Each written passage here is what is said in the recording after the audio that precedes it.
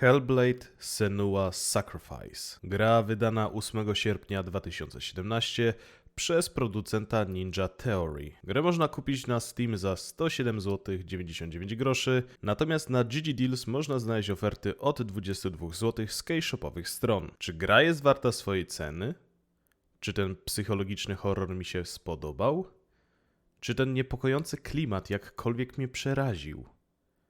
Cóż, zobaczymy. Witam serdecznie, z tej strony KRJ i witam w kolejnym filmie na tym kanale. Dziś opowiem wam o moich wrażeniach z gry. Gry, którą kupiłem w 2019 roku i dopiero jakiś czas temu ukończyłem i była to podróż pełna niepokoju, dyskomfortu, walk i szeptów. Z zapowiedzi pamiętam od samego początku i byłem nią zafascynowany, ale przez mój poprzedni sprzęt nie mogłem w ten tytuł swobodnie grać i po zmianie komponentów długo go nie tykałem. Pod koniec 2023 roku go ukończyłem i jakie są moje wrażenia? Opowiedzmy sobie na początek coś o tej grze. Hellblade: Senua's Sacrifice to gra, która opowiada o losach tytułowej Senui, która postanowiła uratować duszę swojego ukochanego i w tym celu udaje się do Helheimu, czyli według wierzeń i Wikipedii jest to miejsce umarłych, które jest rządzone przez boginię Hel. Zagubiona dziewczyna, która nie wiedziała chyba na co się pisze, wyruszyła łódką posiadając jedynie miecz. Po dotarciu na ląd dookoła siebie słyszy szepty, o których trzeba powiedzieć.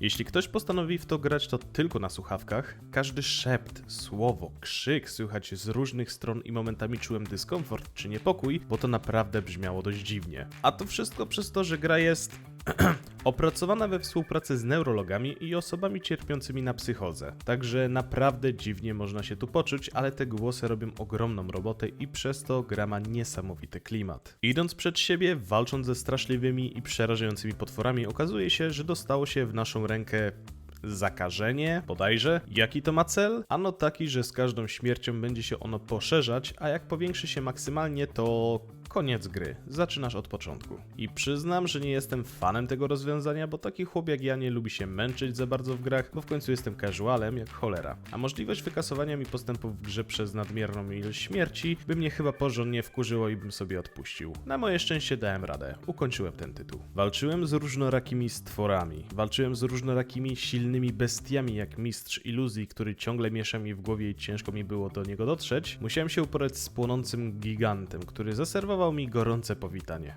Rozumiecie?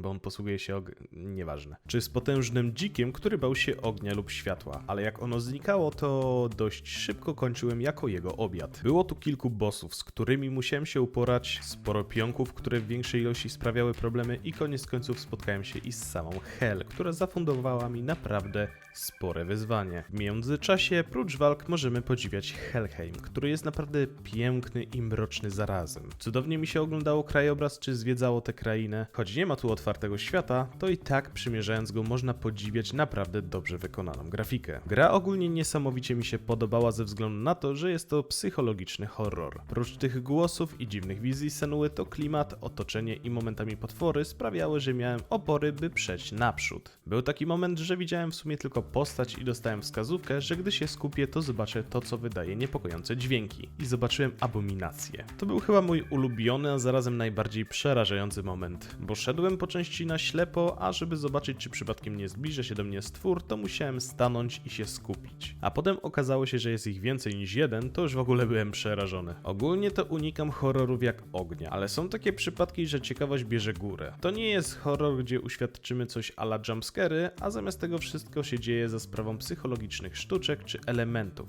a to jest największy plus gry. Gra nie jest jakoś szczególnie długa, ale nie przeszkadzało mi to. Spędziłem tu naprawdę przyjemnie czas i mogłem też przełamać jakąś swoją barierę i uświadczyć gatunek, który omijam świadomie. Druga część gry ma wyjść w tym roku, a dokładniej w maju i z chęcią się za niego wezmę, bo jestem ciekaw, jak zostanie poprowadzona dalej historia, bo no właśnie, przyznam, że mam lekki problem z zakończeniem, bo uwaga, spoiler, gdy doszło do walki z Hel, to nagle walczyłem z jej parobkami i walczyłem i końca nie było. Walczyłem dobre 10-20 minut, po czym się zorientowałem, że coś tu jest nie tak. I nagle przyszło mi do głowy, że a może ja mam przegrać? Może muszę zginąć? Ale stwierdziłem, że nie, to by było absurdalne, że główna bohaterka musi umrzeć, prawda? Prawda? Ano kurna, nieprawda, bo musiałem aż poszukać odpowiedzi w internecie i tak, musimy dać się zabić, by móc ukończyć grę, co w moim mniemaniu jest trochę dziwnym rozwiązaniem, ale prowadzi nas to do drugiej części i otworzyło furtkę na kontynuację historii Senue. W jaki sposób, skoro umarła, to już musicie odkryć na własną rękę, bo ja po obejrzeniu zakończenia stwierdzam, że ni chuja tego nie ogarniam i nie wiem, co tu się wydarzyło. Dlatego właśnie czekam na drugą część, bo jestem ciekaw, jak to będzie wyglądać. Okej, przejdźmy do małego podsumowania. Technicznie nie napotkałem crashy, natomiast jeśli chodzi o płynność, to miewałem problemy, że nagle klatki spadały i to mocno. Większość czasu było raczej dobrze, ale od czasu do czasu zdarzało się, że gra gorzej działała. Audio. Bardziej niż na jakiejkolwiek muzyce byłem skupiony na szeptach czy głosach, także audio robi największą robotę, bo powoduje różne emocje, dlatego tutaj jest to zrobione genialnie. Gameplay.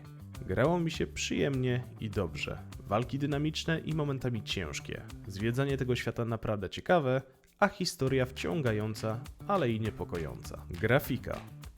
Przepiękna. Przyjemnie się oglądało i zwiedzało ten dziwny świat. Momentami mieliśmy zwykłe domy, czasem lasy, a większość czasu spędzimy pośród trupów, potworów, w podziemiach i Bóg wie gdzie jeszcze. Ale wszystko zostało tu starannie wykonane, więc graficznie jest naprawdę dobrze. Podsumowując, Hellblade: Senua's Sacrifice to naprawdę dobra gra, z którą miałem problemy, by grać dłużej niż 2-3 godziny, bo czułem dyskomfort oraz niepokój przez atmosferę. Nie oznacza to, że przez to mi się nie podobała, bo to jest jej największa zaleta, ale po prostu mnie to przytłaczało. Czekam na drugą część, bo jestem ciekaw, jak zostanie poprowadzona dalej historia i jak poprowadzą przygody naszej bohaterki, która musiała przejść przez piekło, a wygląda na to, że twórcy gry chcą jej zgotować jeszcze jedno.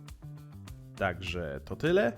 Dziękuję za wysłuchanie, dziękuję za poświęcony czas i życzę miłego grania. No hej, chciałbym Was zaprosić serdecznie do linków znajdujących się w opisie. Przede wszystkim do mojego kanału na Twitchu oraz do mojego serwera na Discordzie. Serdecznie zapraszam i pa!